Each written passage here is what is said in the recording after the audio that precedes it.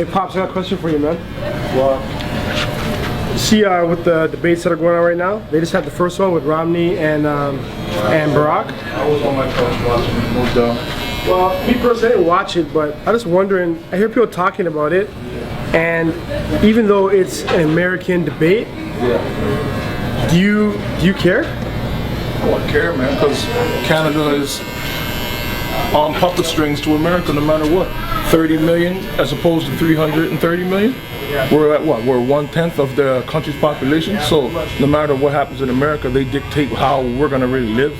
It might be a border that separates the two, but really and truly, we should keep up with what's going on down there. Keep up. If we don't keep up, we get lost in the storm.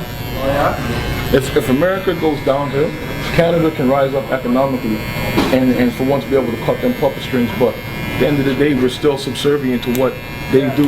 You know what I'm saying? Smasi, I gotta ask you, because I know you're kind of like an American, but everyone's talking about the debate and Barack, but we're Canadians. Do you care what happens down there, really? Like, do you really care who wins? I care, because I'm half American, so I do care. But aside from that, even if I wasn't, we should care, because everything that happens with the U.S. affects the rest of the world, particularly Canada, because we're the closest neighbor, other than Mexico. I vote now because when you vote, then you have a right to complain. But if you don't vote, then you lose that right. Yeah. Who's the Prime Minister?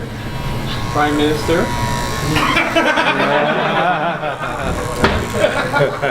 Harper. I'll tell you, we had this conversation before, and I said there was someone who didn't know. There was a customer, they did not know who the Prime Minister was, but they know Barack Obama. So, I don't know, sometimes I feel like we care too much about another country's politics. It might surprise people, but I don't vote. And something happened years ago. The city of Toronto amalgamated, and they had a vote on it. Right? They asked the people whether they wanted the city to join together or not, from Etobicoke to Scarborough. They posted the results on TV. 77% of the population voted against the amalgamation. And what happened? We still did it. So that kind of told me that it doesn't really matter what we vote on. I think there's a small group of guys who decide what they want to do.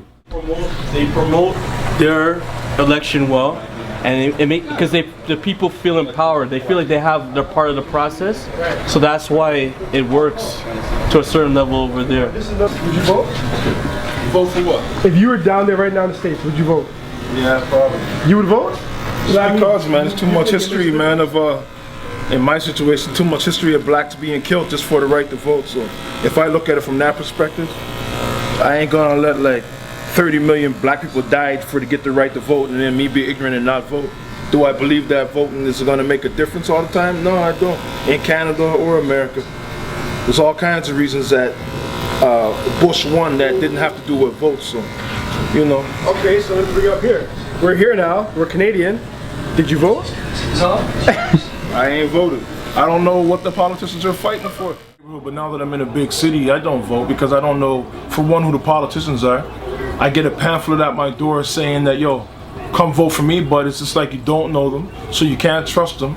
And why vote for someone that you don't know has any real agenda to help the community? So if Romney ends up becoming president, every relative that I got said they're moving from the States to come back to Canada.